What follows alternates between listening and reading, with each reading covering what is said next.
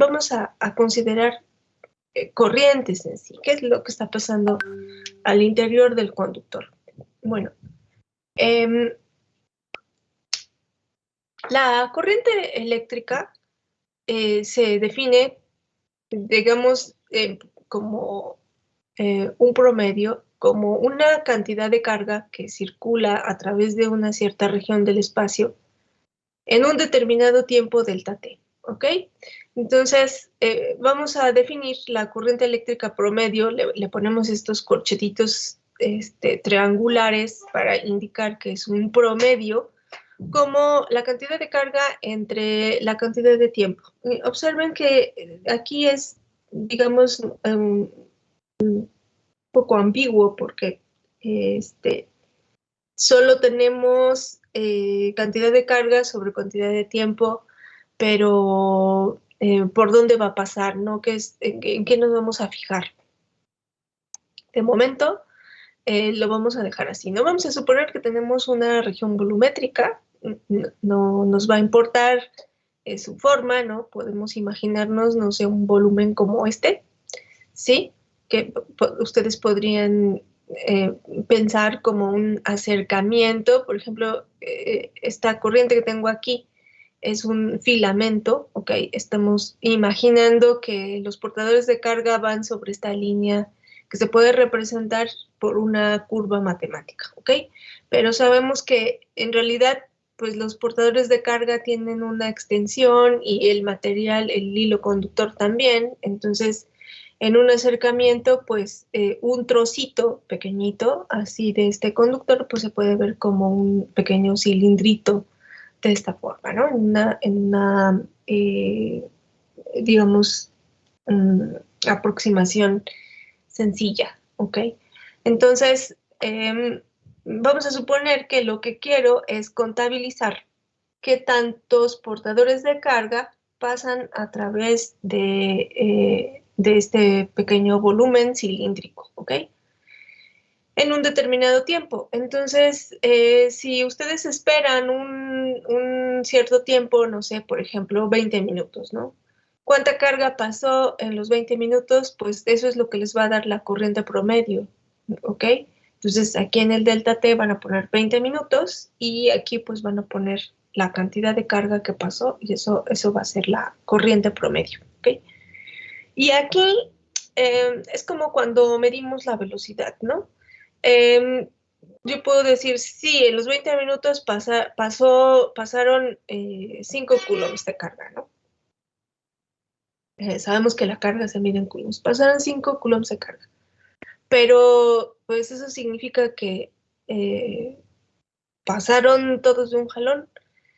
Pasaron primero muchos y después pocos, o empezó circulando muy poca corriente y después se aceleraron las cargas, o qué pasó. Si quisiéramos saber, digamos, de forma más puntual, ¿sí? Que cómo es que está circulando la carga a través de este volumen, pues lo que tendría que hacer es fijarme en intervalos de tiempo más pequeños, ¿ok? Para ver de manera más local, en el sentido temporal, cómo está circulando la corriente, ¿sí? Si durante los 20 minutos pasó la carga de forma uniforme, o pasó toda la carga en muy poco tiempo y después no pasó nada, o cómo fue que transcurrió, que circuló la carga a través de esta superficie. Entonces, como les digo, si quisiera observar de manera más puntual en el sentido temporal, pues tendría que tomar cada vez intervalos de tiempo más pequeños. De tal forma que si yo quisiera saber exactamente cuánta carga está pasando de forma instantánea, pues entonces lo que tendría es la corriente instantánea y tendría que tomar el límite de esta expresión cuando el delta t tiende a cero, ¿verdad? Entonces es igual que la velocidad. Si ustedes recorren una cierta distancia en un determinado tiempo, bueno, pues lo hicieron en una velocidad promedio que es igual a la distancia total que recorrieron en el tiempo que les llevó recorrer la distancia, ¿ok? Pero eso solamente les da el promedio. Si ustedes quisieran saber qué fue lo que pasó a lo largo del camino, es decir, si caminaron todo el tiempo a la misma velocidad o con la misma rapidez, perdón, o caminaron primero muy rápido y después lento, o al revés, pues entonces se tiene que tomar el límite, que no es otra cosa más que la derivada de la posición con respecto al tiempo, que nos da la velocidad instantánea. Y aquí lo que vamos a tener, si queremos saber los detalles de cómo fue circulando la carga en la, digamos, en una región volumétrica, pues es tomar el límite cuando delta t tiende a cero, y eso nos da la corriente instantánea como la derivada de la carga con respecto al tiempo, ¿ok? Por supuesto que si la corriente es constante, es decir, si todos los portadores de carga pasan de forma uniforme, todos moviéndose con la misma rapidez, ordenaditos, en toda la extensión de esta región cilíndrica, pues entonces la carga instantánea y la corriente instantánea y la corriente promedio van a ser iguales, ¿ok? Y así es como se determina la corriente, ¿ok? Como la derivada en general es la derivada de la carga con respecto al tiempo. Sin embargo, como les decía, esta cantidad I que tengo aquí, que es la derivada de la carga con respecto al tiempo, no toma en cuenta las dimensiones, la extensión finita que tienen los medios conductores, ¿ok? Simplemente me dice cómo circula, ¿no? Con qué rapidez están circulando los portadores de carga. Cuando la corriente es filamental, es decir, cuando podemos considerar que la extensión física del conductor es despreciable, es decir, que en una buena aproximación lo puedo considerar como una curva matemática, pues entonces esta corriente tiene una interpretación muy clara. Sin embargo, cuando ya la extensión del medio por el cual circulan los portadores de carga es importante, pues entonces esta corriente sigue teniendo sentido, pero no nos dice con detalle lo que está sucediendo, ¿ok? Cuando la extensión del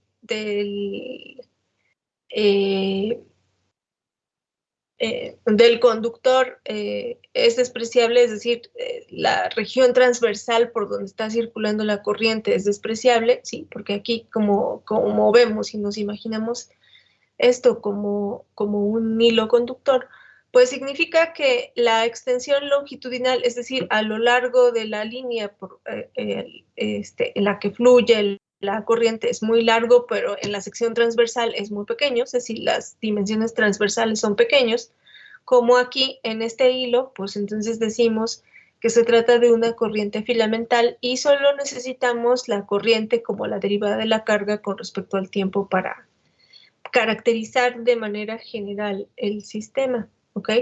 Pero si las dimensiones transversales dejan de ser despreciables, pues entonces necesitamos introducir un nuevo concepto que es el de la densidad de corriente, ¿sí? En donde ya se toma en cuenta que las dimensiones transversales no son despreciables, ¿sí? Es que el área transversal del medio conductor es distinta de cero. La densidad de corriente es un vector, ¿sí? Que nos indica no solamente cuántos portadores de carga están atravesando esta región volumétrica, sino cómo están distribuidos a lo largo de toda la región transversal. Es decir, la corriente está más concentrada en esta región o en esta otra, o está toda distribuida de manera uniforme. ¿Cómo es? ¿Ok? Entonces, cuando las dimensiones transversales del conductor ya son relevantes, pues entonces no solamente necesitamos información de la corriente, sino de la densidad de corriente. Entonces, la densidad de corriente es un vector que apunta en la dirección promedio en la que circulan los portadores de carga, y tiene como magnitud la corriente total que está circulando dividida por el área transversal del conductor, ¿ok? Entonces observen que esta expresión que está aquí es relevante precisamente cuando podemos considerar que esta área transversal no es cero. De otra forma, estamos en problemas, ¿ok? Entonces, por ejemplo, aquí no podemos definir una densidad de corriente en esta corriente filamental. ¿Por qué? Pues porque tendría una magnitud que tendería a infinito simplemente porque en ese esquema el área transversal tiende a cero. ¿Ok? ¿Preguntas? No. ¿No? No, profesora. Ok. Bueno, ¿cómo generalizamos esta corriente que es la derivada de la carga con respecto al tiempo para definir esta densidad de corriente? Bueno, vamos a considerar. Ajá, dime.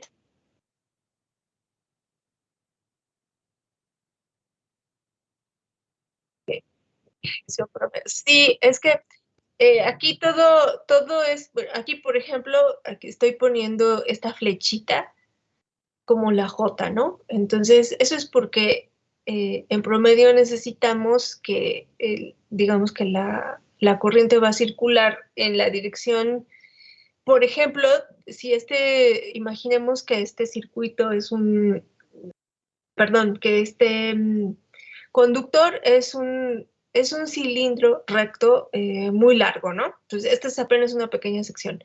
Entonces, pues la corriente iría de un lado a otro, ¿no? Entonces, de manera efectiva, la corriente se mueve, perdón, los portadores de carga se mueven en la dirección indicada por la flecha, ¿ok?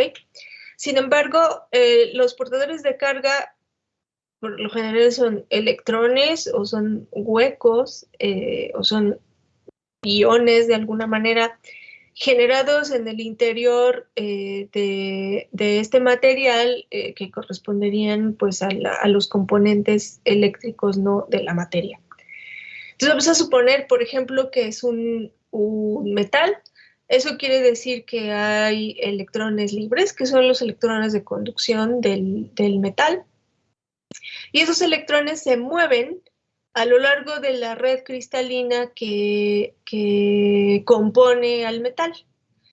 Y la red cristalina está compuesta de materia, ¿ok? Entonces, y esa materia está formada por otras cargas eléctricas. Entonces, en realidad lo que tenemos es que el portador de carga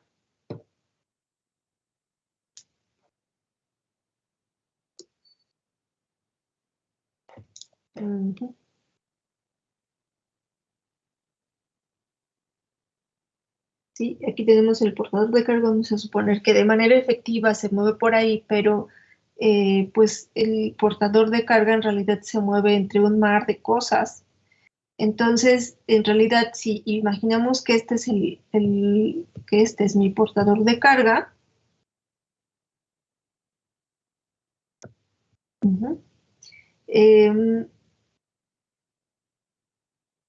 se va a mover por aquí y va a chocar con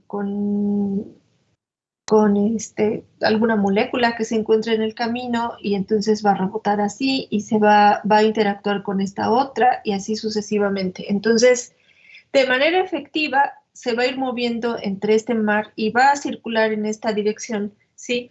Pero digamos que de manera microscópica su trayectoria no es uniforme, ¿verdad? Porque va interactuando con la materia de la que está compuesta nuestro medio. Si hay otros portadores de carga, por ejemplo, puede chocar con otro portador de carga, ¿sí? Puede interactuar con él o ni siquiera necesita chocar porque como son portadores de carga eléctrica, sabemos que interactúan a distancia, ¿ok? Entonces, este mismo portador puede sentir la influencia de otro portador que venga por acá y sabemos que si son de la misma, de cargas de signos iguales, pues se van a repeler, ¿sí? Y entonces su trayectoria va a cambiar, ¿ok? Entonces, de manera efectiva se van a mover en esta dirección, sí, pero digamos localmente, tanto su rapidez como su dirección, la dirección en la que se mueven, pues está cambiando abruptamente, ¿no? Es como cuando nosotros circulamos por una avenida, vamos a suponer que vamos sobre Insurgentes de norte a sur, ¿sí?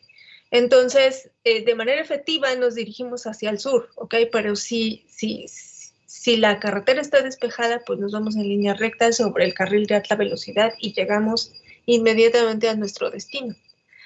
Pero si hay tráfico, pues entonces vamos cambiando de carril, aceleramos, frenamos en algunos tramos porque hay mucho tráfico, hay semáforos, nos detenemos, etcétera.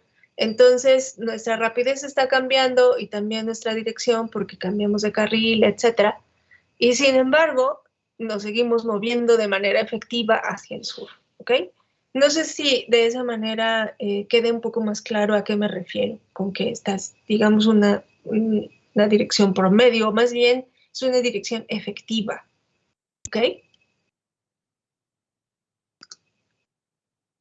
¿Quién me preguntó? Hugo, ¿no?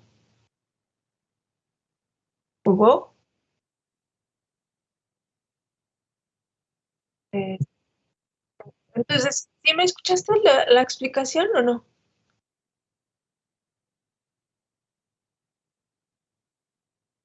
Bueno, ¿alguna otra pregunta? ¿No?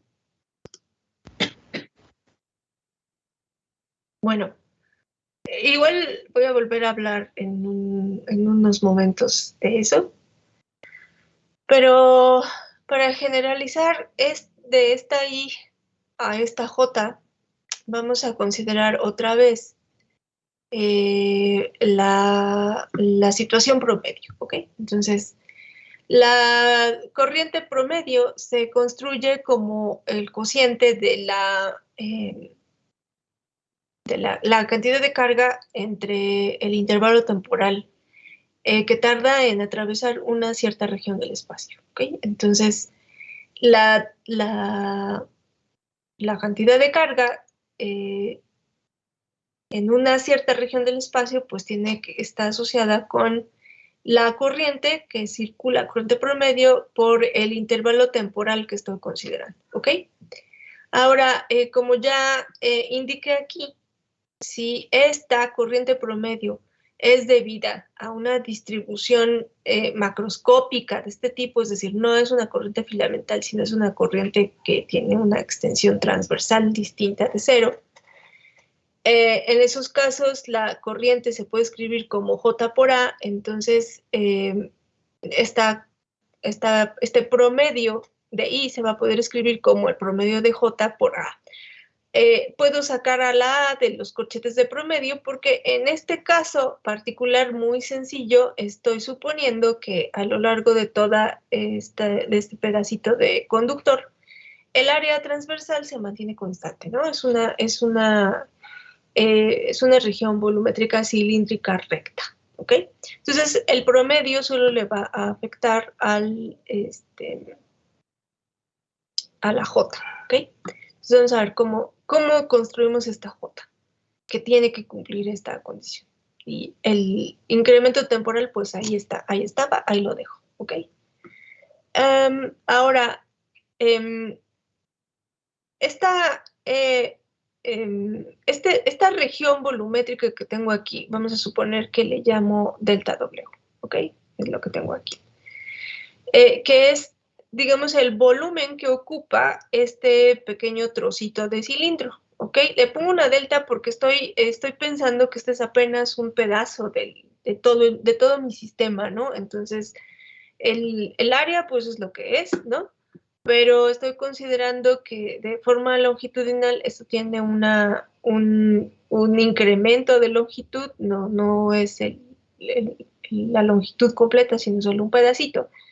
Y como es un pedacito de longitud, pues entonces en realidad lo que voy a tener es un pedacito de volumen, ¿no? Y a eso le llamo delta omega.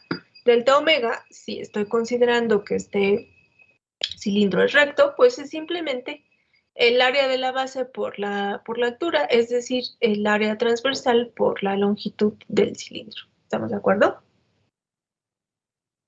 ¿Ok? Ok. Ok. Bueno, entonces, vamos a ver. Delta Q es igual que dijimos al promedio de J por A por delta T. Y por otro lado, el delta omega es igual a, aquí dije, es A por delta L. Delta L. Ujú. Me tengo que quitar de encima.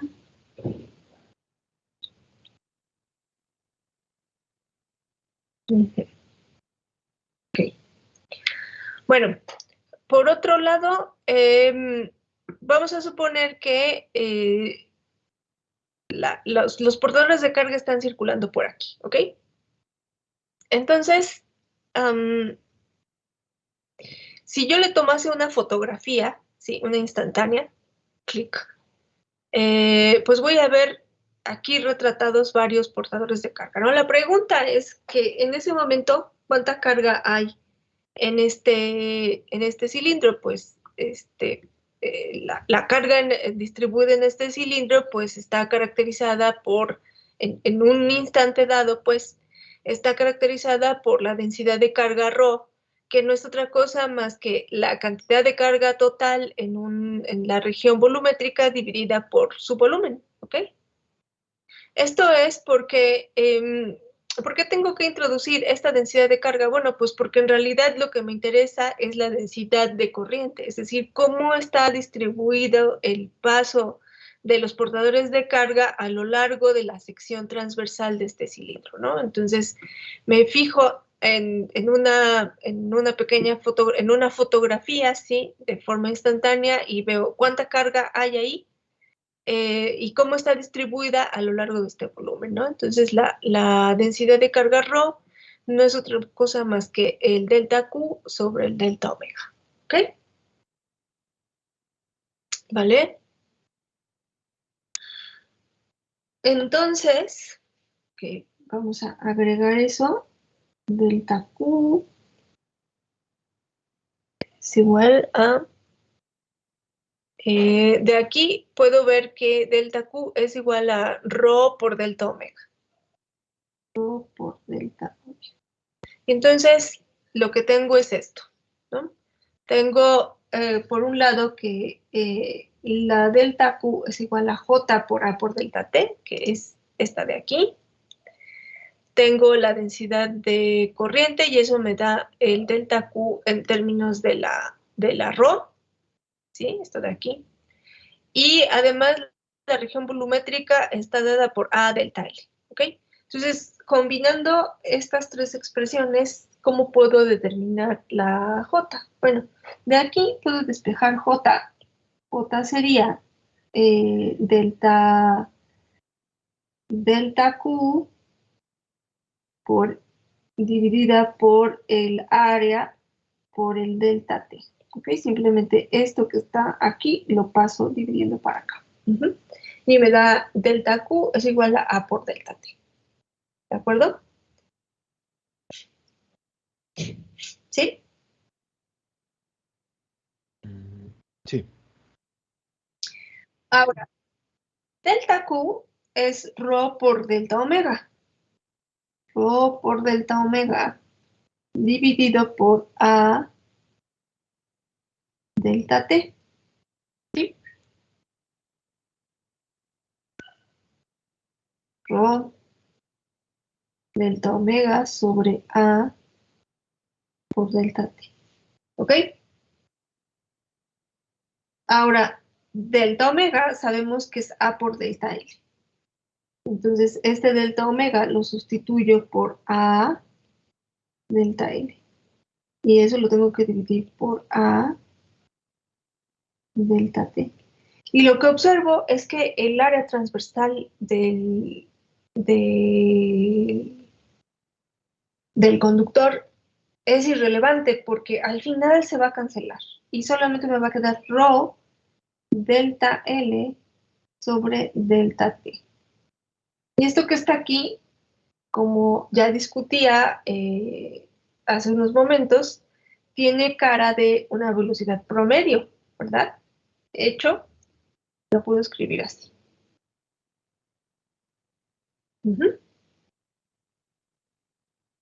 ¿Ok? Sí.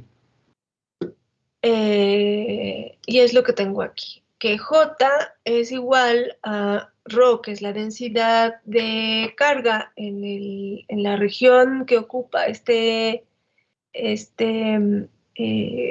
pedacito de conductor,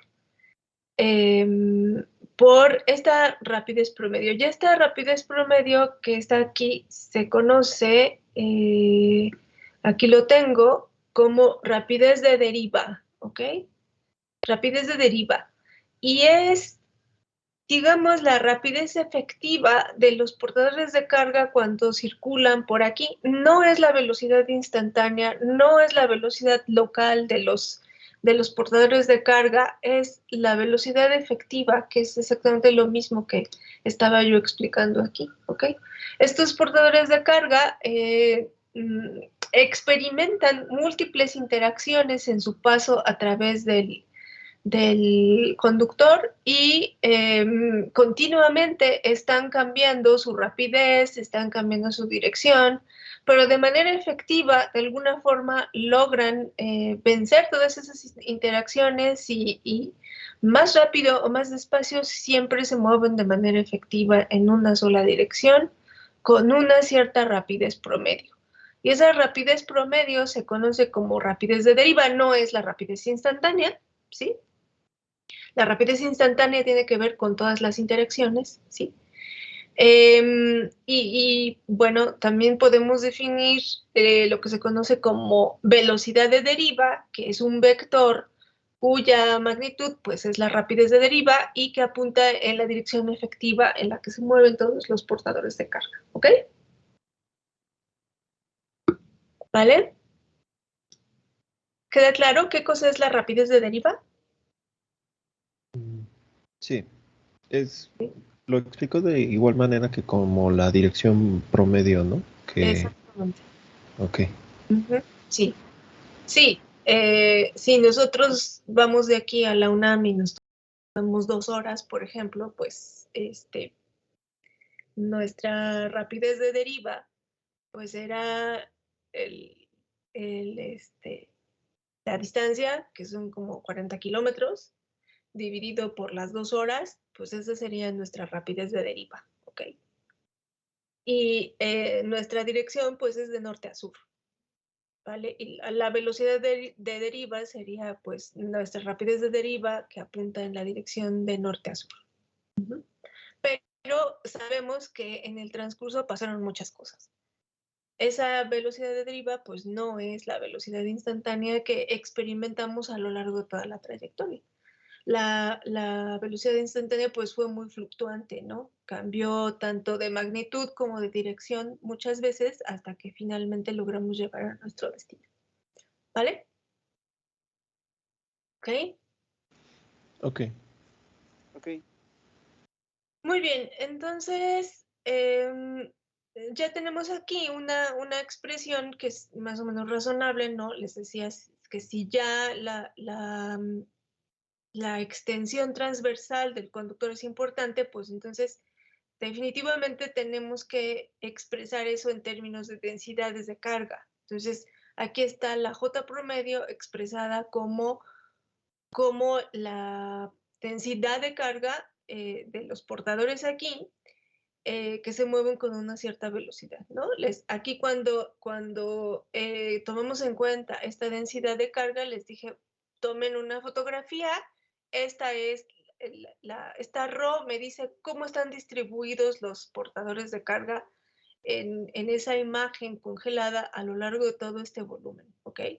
Entonces ahora dejen el tiempo correr y bueno, en promedio esa carga se va a mover con una velocidad promedio que es la velocidad de deriva y eso es lo que va a ser justamente la magnitud de la J.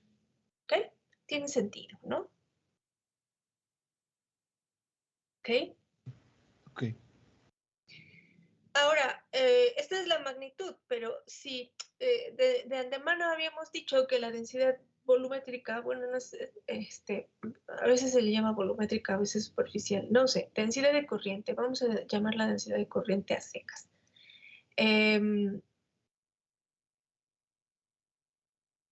Si ya habíamos establecido que la dirección de esta J tenía que ser la dirección efectiva de movimiento de los portadores de carga, pues entonces cuando yo le adjudico aquí una dirección, pues tiene que ser exactamente la misma que la dirección de la velocidad de deriva, ¿ok?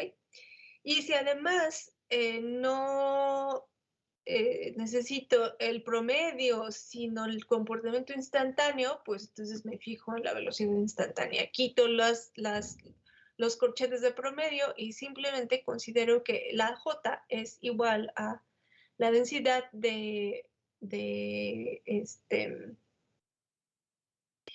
la densidad de carga por la velocidad de los portadores de carga, ¿ok? ¿Vale? ¿Preguntas hasta aquí? Perdón, profesor, ahí esa parte me confundió un poco. Entonces, al quitar los corchetes, ¿decimos que es la misma expresión o simplemente... No. Eh, Esta es la densidad de corriente promedio, ¿sí? Macroscópica, y esta es la densidad de corriente instantánea. macroscópica e instantánea? Sí, Ok. exactamente. Sí. Esto es como si te detuvieras a mirar en cada instante de tiempo cómo se va comportando esta foto. Y esta es simplemente el promedio. Esperas que pase toda la corriente y dices, ah, pues se movió en esta dirección efectiva y pasó tanta, ¿no? En esta región transversal hubo tantos portadores de carga que atravesaron con una cierta rapidez promedio, ¿no? Y esta ya es la instantánea, ya es más local desde el punto de vista temporal. ¿Ok? Ok, gracias. Esta es en cada instante. Aquí incluso tú le puedes agregar alguna dependencia, si depende de la posición o si depende del tiempo, ¿no? Ujú. ¿Ok? Ok, gracias. Muy bien. ¿Más preguntas?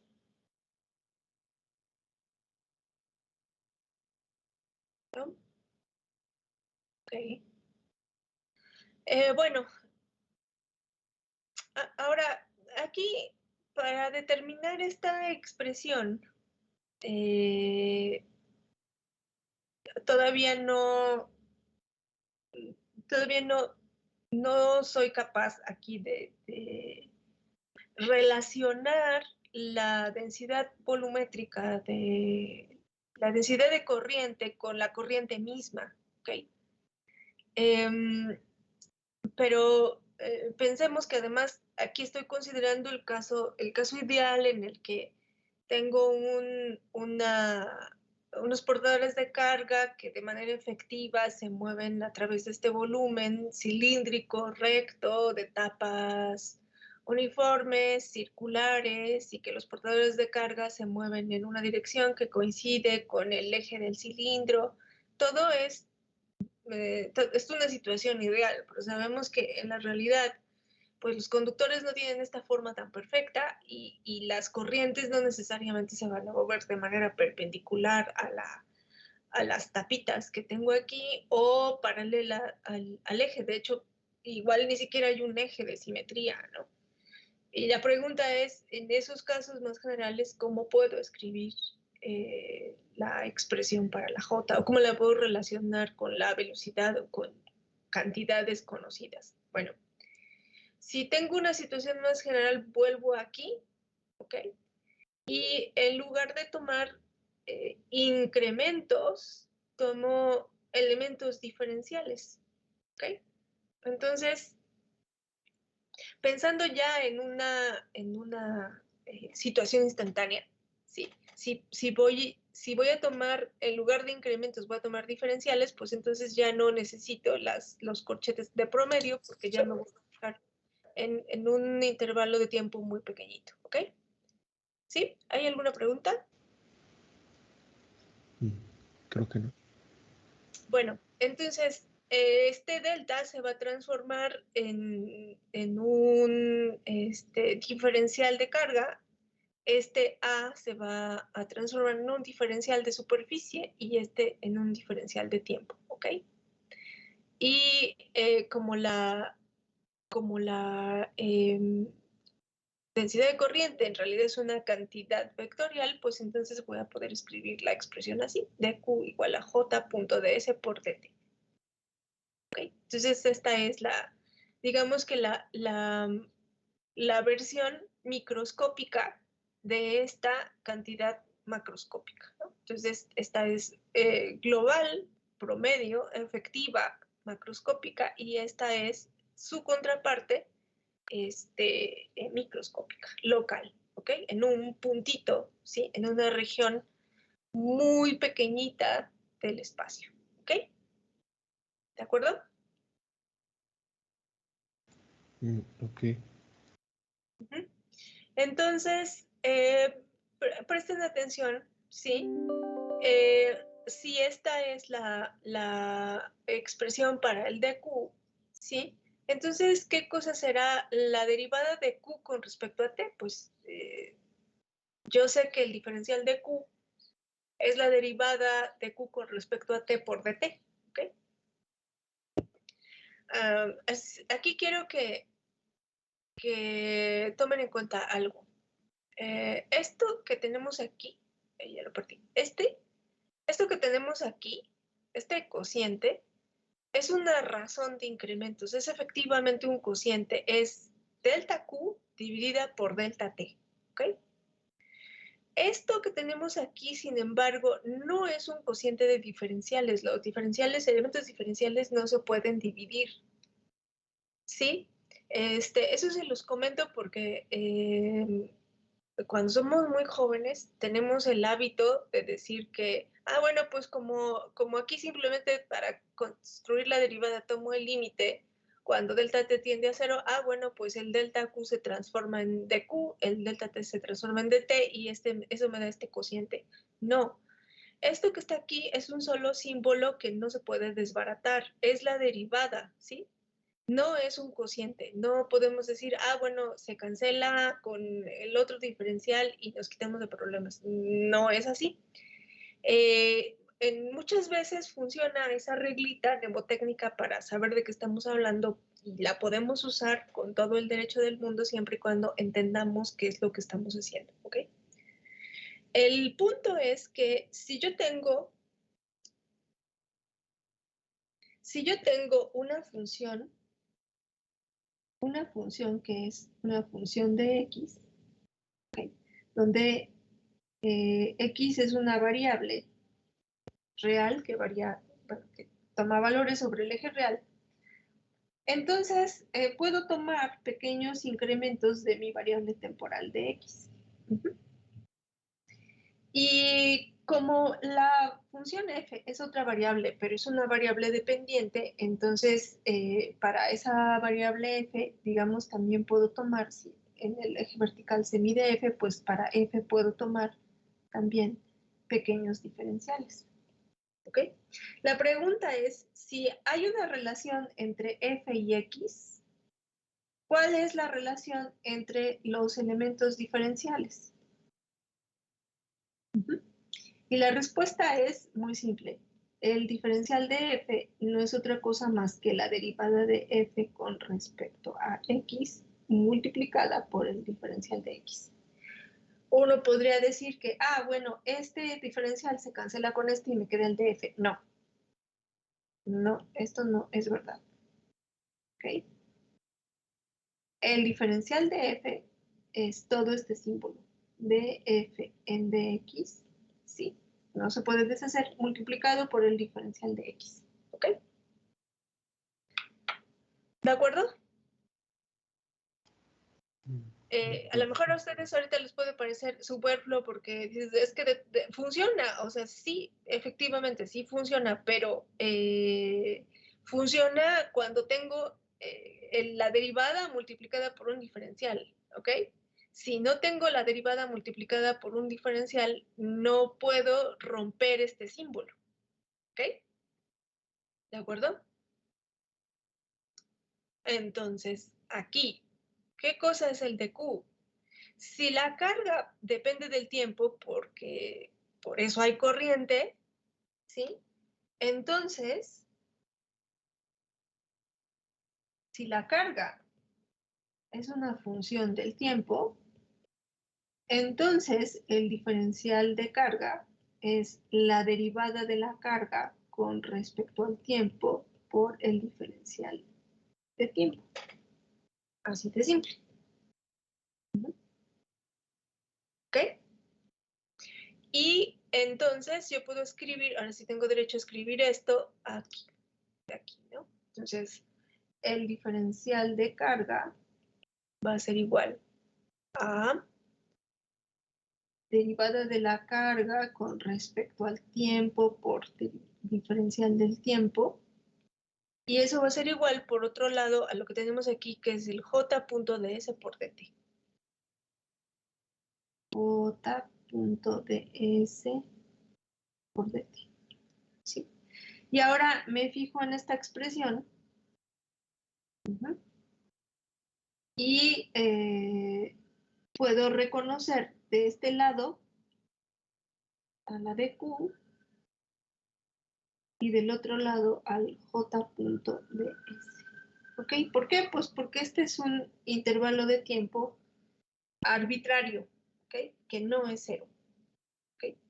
Entonces, por eso puedo reconocer que la derivada de Q con respecto al tiempo es igual a J.ds. ¿Sí? Como una reglita, ustedes pueden pensar, ah, pues este de Q pasa dividiendo y se cancela con este otro. No, no es así, porque no hay cocientes de elementos diferenciales. Pero lo que sí puedo saber es que como estos incrementos diferenciales son esencialmente distintos de cero, entonces, como son iguales, ¿sí? Lo que está multiplicando a ese diferencial de un lado y del otro tiene que ser igual. ¿Ok? Y por eso tengo esta expresión. ¿Vale? Que es la que tengo aquí. Y que es la derivada de Q con respecto al tiempo a través de alguna superficie.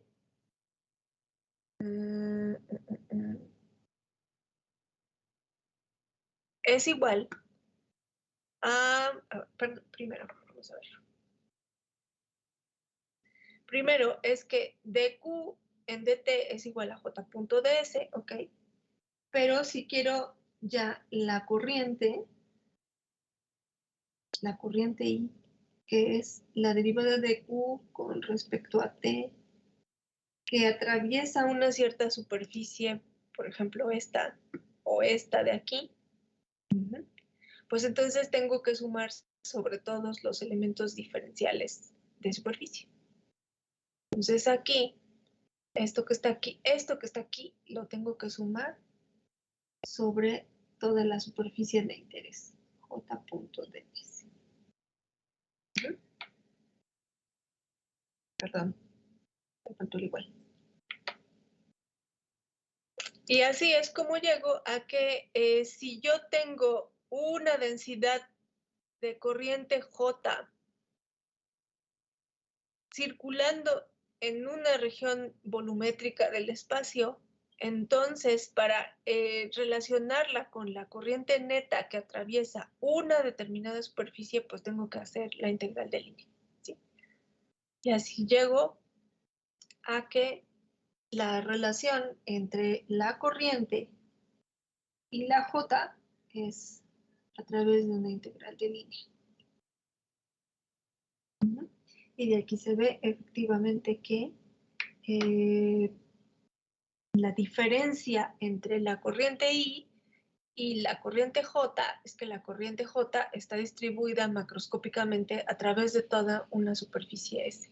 En este caso que tenemos aquí es la tapita de esta región cilíndrica, pero puede ser de manera general una situación como esta en donde la J no tiene una dirección fija, las líneas de campo de la J se abren de manera arbitraria, la superficie es irregular y no necesariamente la normal a la superficie es paralela a la J en todo caso, entonces no importa si tengo esta situación general, la corriente que circula, la corriente neta que circula a través de esta superficie no es otra cosa más que la integral de superficie de la densidad de corriente J.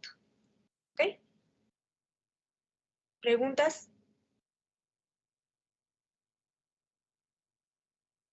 ¿Me preguntas? Creo que no. Bueno, déjenme tomar la lista, la foto. Ok, si no hay preguntas, vamos a terminar la clase aquí. Espero que hayan podido revisar los nuevos materiales. Chéquenlos, por favor. Ya les puse todo en los archivos. O sea, ya está todo ya están los problemas, ya están los ejemplos. Entonces, chéquenlo para que puedan preguntar las dudas concretas la próxima vez. ¿Ok? Sí, profesora. Sí, profesora. Bueno, Gracias, si no hay profe. preguntas, nos vemos. Gracias. profesora. Bonito día. Gracias.